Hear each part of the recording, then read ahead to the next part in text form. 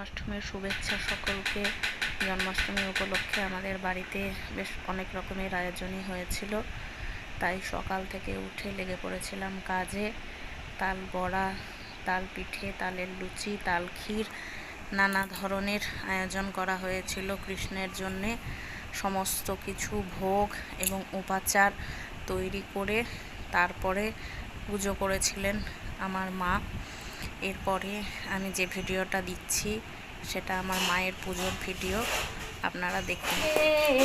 আধারে জ্বলিবে আলো, হরি বল হরি বল, হরি বল হরি বল, হরি বল হরি বল, হরি বল হরি বল, হরি বল হরি বল, হরি বল হরি বল, হরি বল হরি বল, হরি বল।